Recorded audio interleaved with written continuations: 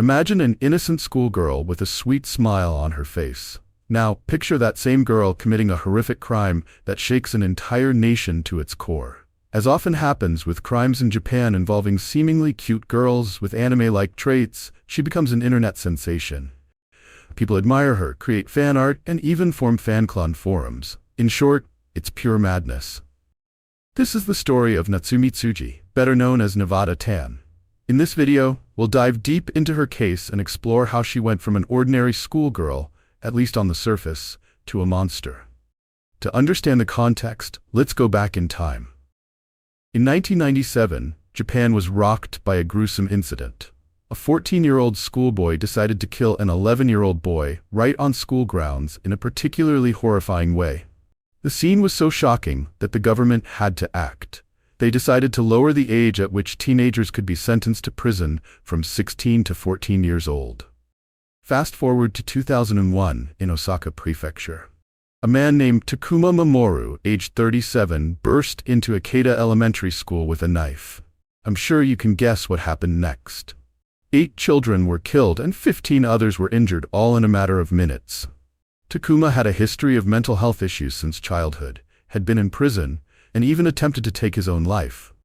He was later executed, but the tragedy forced the government to rethink school safety. Many schools across Japan tightened security measures to prevent similar threats. We see similar situations in our own schools today, thanks to certain troubled teens. Turnstiles, ID card entry systems, and security guards at entrances have become the norm. Unfortunately, lowering the age for prison sentences by 2 years and neglecting safety measures in schools led to serious consequences, including the case we're discussing today. Nevada Tan. For most of this story, I'll refer to her simply as Nevada. Little is known about her personal life, largely because she rarely shared anything. She hardly spoke to those around her, and even when she did talk to her parents, her responses were usually short, grumpy, and one-worded. Her home life appeared relatively normal, but only relatively. Nevada was an otaku, a term for avid fans of anime and manga. While being an otaku is generally fine, especially in Japan, her obsession went deeper. Nevada had an unhealthy fascination with horror, particularly the most brutal and gory subgenres. One of her favorite works was the film Battle Royale, where a group of school kids are dropped on an island and forced to fight to the death with various weapons. She found the concept intriguing and took immense pleasure in watching it. She spent most of her time in her room, browsing the internet, wearing headphones, and listening to music. According to her mother, the internet changed Nevada, and not for the better. Eventually, she created her own profile on Cafesto, a platform somewhat like a prehistoric version of VKontakte or Telegram in Japan. There, users could share personal information and create avatars. On this platform, Nevada met her classmate Satomi, and they became friends. Soon, they started hanging out in real life at school too. Satomi Meterai was 12 years old at the time, while Nevada was 11. Nevada never had issues at school, and she enjoyed spending time with Satomi. They even joined the basketball club together, practicing after classes. However, Nevada eventually had to leave the group to focus on her studies. At the time, quitting the club didn't seem like a big deal, but it likely served as a catalyst that triggered her problems. As we dig deeper into her story, it becomes clear that her unhealthy obsession with violence, death, and brutality, combined with her isolation and lack of communication, ultimately led her down a strange path. Nevada grew accustomed to becoming increasingly isolated from the world, and the internet became her primary, if not only, means of connection. Her classmates and teachers later recalled that her grades were slightly above average, and she was a quiet, calm girl, an ordinary, unremarkable schoolgirl. But that lasted only until 5th grade, when her mental state began to unravel. Many noted that she suddenly couldn't look people in the eye during conversations and started losing her temper over minor things that irritated her. To those around her, these trivialities seemed insignificant, but Nevada took them personally. She insulted her classmates and, at times, reportedly threatened them while holding an office knife. In the future, Nevada saw herself as a manga author or artist, and she began practicing by writing her own stories. One of her tales was strikingly similar to Battle Royale, where all the students were forced to fight to the last survivor. Interestingly, all the characters had names and personalities suspiciously resembling her own classmates. Though it sounds horrific, she even devised creative and brutal ways to kill them off in the story. Next, we move to the events leading up to the crime itself. If you recall, Nevada had a friend named Satomi, with whom she'd stopped communicating after leaving the basketball club. Somehow, they managed to reconnect, though their friendship felt strained. One day, in a rare playful mood, Nevada jumped on Satomi's back at school, just for fun. Jokingly, Satomi told her she was heavy. Nevada was shocked and angrily replied, "Don't be rude." Despite being quite thin, and despite Satomi's comment being meant in jest, Nevada was deeply offended. Soon, Nevada became disliked by her classmates, and her relationship with Satomi deteriorated further. Typical school dramas followed. She wrote something on her Cafesto profile, checked Satomi's account, and argued with a few other kids. These were just ordinary childhood squabbles. But then Satomi did something she shouldn't have, especially given Nevada's fragile mental state, which I've mentioned. She wrote something else about Nevada. This time, Satomi genuinely insulted Nevada, calling her heavy again, likely because it had provoked a reaction before. Nevada, trying to save face, demanded that Satomi take back her words and delete the comment. Naturally, Satomi refused, adding that Nevada was, in her words, a show-off, using a harsh term. Nevada grew increasingly irritated by the ongoing comments, the insults, and her inability to do anything about it.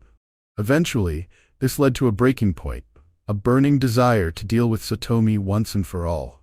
She thought about it for a long time, considering various methods. As she later revealed, her ideas ranged from using a knife to an ice pick to simply strangling her. The day finally came. June 1st, 2004. The first day of summer for one girl and the last for another. In Japan, the school year starts in April, with summer break running from late July to late August, so students were still in class. A few hours after lessons began, the students started preparing for lunch. Nevada approached Satomi and asked her to step aside for a moment. She led her to an empty classroom at the end of the hallway, closed the curtains, sat Satomi on a chair, and coldly said, "Today, you're going to die." Nevada then asked if Satomi wanted her to cover her eyes with a handkerchief, but Satomi refused. So Nevada covered Satomi's eyes with her right hand, pulled out an office knife with her left, and in a swift motion, slit her throat from behind. In a panic, Satomi jumped up from the chair and tried to resist, forcing Nevada to act further, striking several blows to her arms, especially her right wrist. Satomi, suffering from severe blood loss, quickly collapsed to the floor after a brief struggle. Nevada sat beside her on the ground and waited until Satomi stopped moving. Once she was sure Satomi was gone, Nevada walked back to her classroom. She returned covered in blood, holding a bloodied knife and handkerchief in her hand. Her teacher, thinking she was injured, rushed over to check on her but found no wounds. Understandably, the teacher began to panic, demanding answers. Finally, Nevada spoke, "This isn't my blood." She then pointed toward the room where she had just watched Satomi's final moments and said, "I did something bad." Nevada led the teacher to the body, crying the entire way. When the teacher saw Satomi lying in a pool of blood, she immediately called for help. Satomi was still breathing at that point. Other teachers and students rushed to the scene after hearing the screams, witnessing blood splattered on the walls and a broken office knife blade soaked in blood.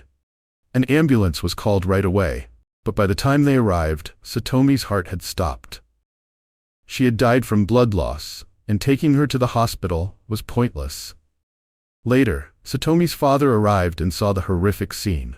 The cuts on her throat were nearly 4 inches deep, and the slashes on her left wrist were so severe that bone was visible. The scene was so gruesome that many students, school staff, and first responders were left with post-traumatic stress disorder. The attacker, a seemingly meek 11-year-old girl, was taken into custody. She began to open up during questioning. In a tearful confession, she admitted to the investigators that she had attacked Satomi. She said she realized she had done something wrong, which was putting it mildly. Her mother rushed to the station, trying to get any information from Nevada, but mostly just cried and stayed silent. Nevada spent the night in the police station, repeatedly apologizing to every officer who came by, though she initially refused to explain why she attacked Satomi. Nevada's silence left the police confused, forcing them to practically beg for answers. At first, she simply said she had no motive, that she did it just because.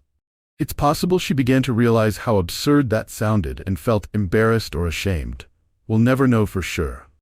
But shortly after, she confessed to the police that an online argument led to the murder. She told them Satomi had once been her close friend, but Satomi started posting comments online that Nevada didn't like. She explained, "I asked her to stop, but she didn't.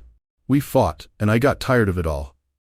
Naturally, the public was shocked when news of the murder broke, primarily due to the young ages of the two girls and the brutality of the attack. Satomi's father spoke at a press conference, saying he couldn't fathom how this could have happened. He struggled to understand the incident and couldn't come to terms with the loss of his daughter. Let me remind you that not long before this, the age at which a teenager could be sent to prison in Japan had been lowered to 14 years old. But Nevada was only 11 at the time, so this change didn't apply to her case.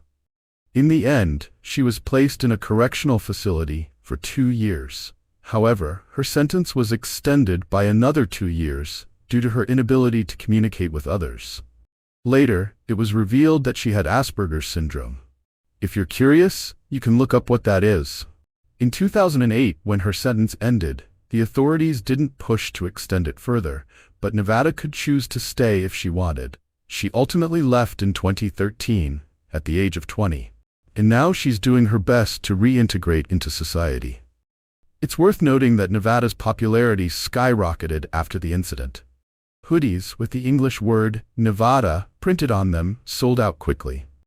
When a store at Nevada University realized the reason behind the hoodies' popularity, they immediately pulled them from sale.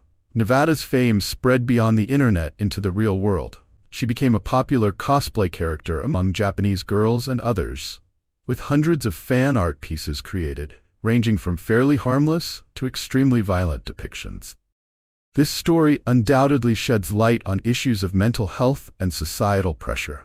It shows how easily someone can become consumed by their obsessions and highlights the long-lasting consequences of cyberbullying. Nevada's case serves as a grim reminder of the dangers of unchecked online behavior and the devastating impact it can have on young, impressionable minds. It also underscores the importance of addressing mental health challenges early, especially in children, to prevent such tragedies from occurring. The fact that Nevada's actions were influenced by online interactions reveals how the internet can amplify personal grievances, turning them into something far more dangerous. Her story forces us to reflect on the need for better support systems in schools and communities, ensuring that kids have safe spaces to express their struggles. It's a stark lesson in the power of words, both online and offline, and the responsibility we all share to foster kindness and understanding. Nevada's journey from a quiet schoolgirl to a murderer is a haunting example of what can happen when warning signs are ignored, leaving us to wonder how many other tragedies could be prevented with the right intervention.